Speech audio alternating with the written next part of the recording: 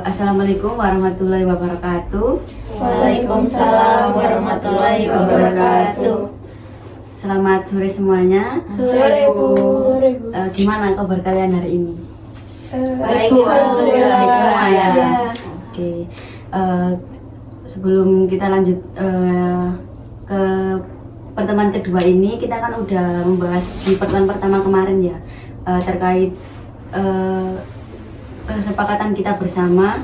Jadi di pertemuan kedua kali ini boleh diceritain lagi nggak permasalahan kalian masing-masing di sini, secara singkat saja, mulai dari Mbak Nazira. Oke. Jadi saya tuh punya permasalahan kayak menunda-nunda tugas gitu loh Bu. Iya, soalnya sering ke distract sama HP. Jadi awalnya ngerjain tugas terus kok lihat HP, akhirnya keterusan scroll gitu. Oh gitu, berarti permasalahannya Mbak Nazira menunda-nunda tugas dikarenakan sering kayak ke distract sama HP gitu Iya. ya. Kalau dari Mbak Arin nih, boleh diceritakan masalahnya apa? Kalau saya sih itu ya Bu, seringnya ngerjain tugas mepet deadline gitu Bu. Jadi apa ya, karena ke distract sama HP itu tadi. Berarti permasalahan Mbak Arin Hampir kurang sama. lebih sama-sama kayak Mbak Nazira ya, ke distract HP jadinya tugasnya nggak dikerjakan gitu. Kalau dari Mbak Sanda nih, permasalahannya apa?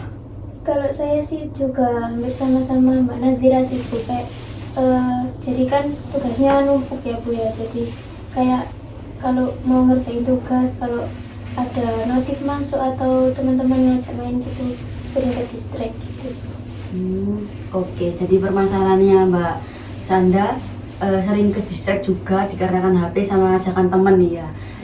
Kalau dari Mbak Tabita, permasalahannya apa kalau beritahu? Saya sih lebih ke itu Bu, gampang ke distract dengan hal-hal yang itu di sekeliling. Oh, di sekeliling. Ya, gitu. Sehingga nggak pas mau ngerjain tugas fokus itu nggak bisa karena ke distract itu. Oke. Berarti bisa Ibu simpulkan bahwasanya permasalahan kalian di sini kurang lebih sama semua nih ya. Sering menunda-nunda tugas dikarenakan ada yang ke distract sama HP, terus lingkungan sekitar, terus ada juga ajakan dari temannya gitu. Sebelum kita melanjutkan lagi, kita harus menyepakati nih permasalahan siapa yang perlu dibahas di sini agar selesai duluan, nanti di pertemuan selanjutnya kita bahas permasalahannya siapa lagi gitu. Gimana dari kalian, kita mau membahas permasalahannya siapa dulu? Saya Bu, Ya Mbak Sanda silakan. kalau menurut saya permasalahannya Mbak Arin terlebih dahulu sih Bu, karena kan tadi Mbak Arin kan ada menunda-nundanya gitu sih Bu. Oh, dari Mbak Sanda milih permasalahannya Mbak Arin. Kalau Iya. dari teman-teman yang lain, Itu Bu. ya Mbak Tabita. Kalau saya sih setuju sama pendapatnya Mbak Sanda. Mbak Arin punya permasalahan duluan, soalnya urgent banget. Oke, dari Mbak Tabita juga memilih permasalahannya Mbak Arin. Kalau dari Mbak Nazira nih, Kalau saya sih sama juga sih Bu, pendapatnya kayak Mbak Sanda sama Mbak Tabita. Menurut saya juga permasalahan dari Mbak Arin ini harus segera diselesaikan dulu gitu Bu.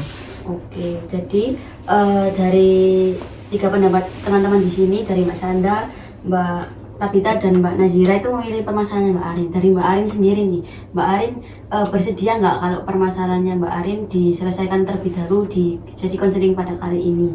Atau mungkin Mbak Arin punya pendapat yang lain, mungkin permasalahan teman-teman yang lain mau diselesaikan terlebih dahulu gimana? Saya bersedia Bu, nggak apa-apa. Oke. Biar nggak lama-lama gitu. Oh iya, jadi Mbak Arin memilih permasalahan sendiri nih ya, bersedia berarti? Iya Bu. Oke, silahkan Mbak Arin, boleh diceritakan secara lebih detail lagi permasalahannya Mbak Arin tuh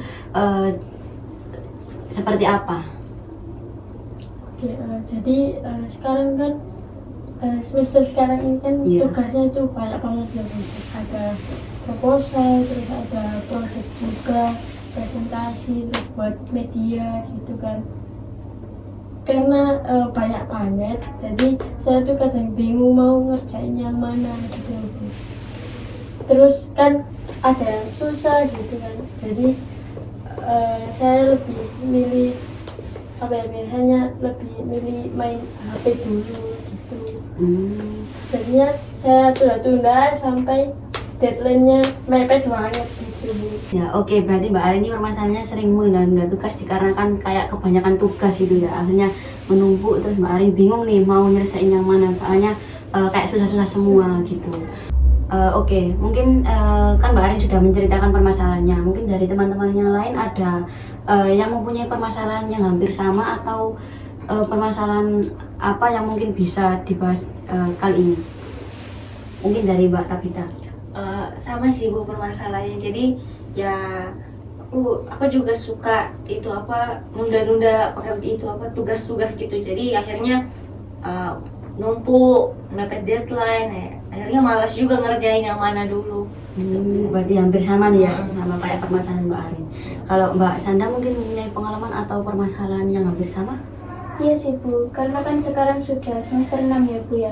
Sudah banyak tugas juga, terus ketambahan nyusun proposal, terus ada project juga. Jadi kayak numpuk-numpuk terus jadi kayak males gitu loh Bu ngerjainnya.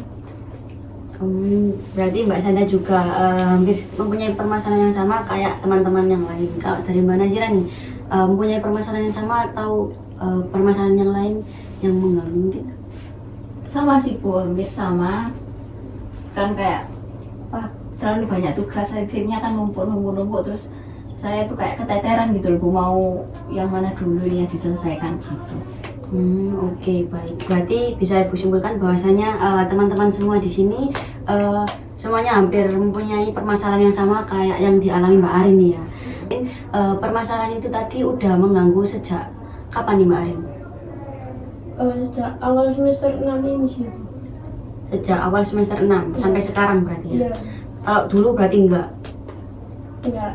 Oh enggak, berarti dari semester 6 ini Iya. kayak mempunyai permasalahan yang menunda-nunda tugas itu tadi karena kebanyakan gitu. Iya. Kalau dari teman-teman yang lain, Mbak Nazira dulu mungkin mengganggu, itu mungkin permasalahannya mengganggu sejak kapan? Kalau saya sih dari sama sih Bu, awal semester 6 ini udah mulai kayak menunda-nunda tugas gitu. Dari semester 6 juga? Iya, sampai soalnya sekarang? saking banyak. Iya. Kalau dari Mbak Tabita, mengganggu mulai dari kapan permasalahannya? Mulai dari itu sih Bu, dari semester 5 awal-awal itu semester-semesternya sibuk-sibuknya Iya. gitu. Berarti dari semester 5 ya, mulai sibuk-sibuknya kita sampai sekarang gitu ya Bu. Kalau dari Mbak Sanda? Kalau saya sih dari semester 3 ya Bu, tapi dari semester 3 ke 5 itu agak mendingan sih Bu, tapi kalau ke 5 ke 6 ini mulai makin parah gitu loh Bu. Oke, baik. Dari kalian semua juga kayaknya permasalahannya mengganggunya juga mulai dari pas waktu perkuliahan nih ya. Ada yang dari semester 3, semester 6 gitu. Tapi kebanyakan dari semester 6. Emang lagi banyak-banyak tugas di semester akhir ya. Iya Bu. Kalau dari Mbak Arin nih, kembali ke Mbak Arin, mungkin permasalahannya Mbak Arin itu kalau misal diukur pakai skala bisa mengganggu dari berapa? Kalau misal dari 0 sampai 10? 10 sih Bu. 10 berarti ya? Berarti mengganggu banget? Iya. Oke. Kalau Mbak Arin kan mempunyai permasalahan yang menunda-nunda tugas itu tadi ya, sehingga kayak kurang fokus sama tugas-tugas yang lain. Mungkin perilaku yang Mbak Arin tunjukkan itu yang seperti apa nih Mbak Arin? Saat saya menunda tugas itu ya itu tadi Bu, lebih milih main HP sambil rebahan gitu sih. Oke, Mbak Arin berarti lebih memilih main HP. Kalau dari teman-teman yang lain, mungkin dari Mbak Sanda? Saya juga kayak memilih main HP sih Bu, karena kan ini kayak bosen gitu loh Bu, jadi lebih memilih main HP. Oke, Mbak Sanda juga hampir sama kayak Mbak Arin. Kalau dari Mbak Tabita nih? Sama sih Bu, jadi lebih pilih main HP sambil rebahan gitu Bu. Oke, sama juga ya, sama kayak teman-teman. Dari Mbak Nazira mungkin perilakunya yang seperti apa yang ditunjukkan? Kalau kan biasanya tuh kalau mengerjakan tugas kan sudah buka laptop ya Bu. Nah itu kadang kalau malas saya akhirnya buka YouTube di laptop gitu. Jadi nonton YouTube gitu. Berarti Mbak Nazira lebih memilih nonton YouTube daripada Iya. ngerjain tugasnya. Iya ya? gitu Bu. Oke. Terkait permasalahan Mbak Arin itu tadi, Mbak Arin kalau misal belajar nih, Mbak Arin tuh sukanya situasi yang seperti apa? yang sepi gitu sih Bu, kalau Yang di sepi rumah berarti ya? terus sambil dengerin musik gitu sih. Biar nggak bosen. Gitu. Mbak Arin tadi kan udah bilang kalau misal situasinya tuh senangnya pas waktu sepi terus sambil dengerin musik kalau misal bosan. Kalau dari Mbak Sanda nih, Mbak Sanda itu sukanya situasi yang seperti apa? Saya juga kayak senangnya kayak sambil dengerin musik gitu loh Bu, jadi kayak lebih asik gitu aja sih Bu. Hampir sama kayak Mbak Arin juga Iya. ya. Kalau dari Mbak Tabita, Kalau saya sih lebih sukain suasana hening sih. hening gitu. Berarti hampir sama juga ya kayak teman-teman yang lain. Kak dari Mbak Nazira nih, sama kayak yang lain atau beda sendiri? Sama sih Bu, saya juga suka sambil mendengarkan musik. Oh gitu, Iya. berarti dari kalian semua berempat ini sama semua ya. Oke, kalau kembali lagi ke Mbak Arin ya. Kan tadi kan gaya situasi belajarnya yang disukai seperti apa. Kalau sekarang mungkin yang nggak disuka mungkin yang seperti apa nih Mbak Arin dia? Kalau pas suasananya di rumah itu lagi rame yang sibuk, jadi kayak keganggu. Keganggu kalau gitu. belajar ya. Oke, ada lagi? Enggak Bu. Kalau dari Mbak Sanda, apakah sama juga kayak Mbak Arin atau gimana? Saya sih lebih ke distract-nya sih Bu, kayak misal ada notifikasi gitu, sering mengabaikan tugasnya, jadi lebih mementingkan HP-nya gitu aja sih. Oh gitu, berarti Mbak Sanda lebih kayak ketisik sama HP Iya. ya. Kalau dari Mbak Tabita, Sama sih Bu, jadi kalau suasana lagi rame ya saya gampang ke distract gitu Bu. kayak orang fokus gitu ya. Iya, Bu. Oke. Sama jawaban dari Mbak Tabita juga hampir sama kayak teman-teman yang lain. Kalau dari Mbak Naziran, Kalau saya sama sih Bu, kayak apa kalau rame, kayak misal ada saudara datang tuh kan rumah jadi rame banget ya Bu. Nah itu saya jadi kayak nggak bisa fokus gitu loh Bu, kalau belajar. Oke. Dari kalian semua mungkin kurang lebih hampir sama nih ya, kayak gampang keganggu sama kegiatan orang sekitar yang lain, jadi kurang fokus.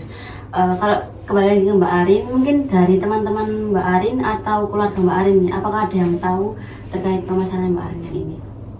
Kalau masalah dari kondisi saat ini sih nggak ada yang tahu sih, soalnya saya nggak cerita ke teman maupun keluarga saya sih. Oh, berarti nggak ada yang tahu nih ya Mbak Arin. Iya. Kalau dari Mbak Nazira, Nggak ada juga Bu, saya juga nggak apa ya nggak cerita ke siapa-siapa soalnya. oke. Ke teman juga nggak cerita? Oke, baik. Kalau dari Mbak Sanda, Saya juga nggak cerita ke teman-teman sama keluarga sih Bu, baru cerita di sini di sini aja. Iya. Kalau dari Mbak Tabita, Sama sih Bu, jadi nggak ada yang tahu sama sekali. nggak ada yang tahu sama sekali. Dari teman pun nggak ada yang Nggak tahu. ada. Dari keluarga juga. Oke. Kalian semua kan juga nggak ada yang kayak sharing sama teman-teman terus keluarga nih ya. Berarti mungkin Ibu bisa simpulkan bahwasannya Mbak Arin nih ya, permasalahannya Mbak Arin itu Mbak Arin sering menunda-nunda tugas dikarenakan Mbak Arin sekarang kan udah semester 6, terus tugasnya makin banyak, media, pameran, terus artikel, project dan lain sebagainya. Jadi Mbak Arin tuh kayak kebingungan nih mau nyelesain yang mana. Kan soalnya kayak susah-susah gitu ya. Terus Mbak Arin juga orangnya gampang terdistract sama hal sekitar. Oke. Kalau gitu berarti Mbak Arin terkait yang udah Ibu sampaikan tadi, mungkin Mbak Arin ini mempunyai tujuan terkait permasalahan Mbak Arin itu tadi. Mungkin tujuan Mbak Arin itu apa? Nah, tujuan saya sih itu ya Bu, ingin lebih memprioritaskan mana yang penting gitu, kan tugas-tugas juga penting gitu, jadi biar nggak ke distract terus sama HP gitu. Oke, berarti Mbak Arin memiliki tujuan bahwasanya supaya lebih tahu nih mana hal yang lebih penting daripada kayak ke distract hal yang lain Iya. gitu ya. Kalau dari teman-teman yang lain mungkin mempunyai tujuan yang seperti apa? Mulai dari Mbak Sanda?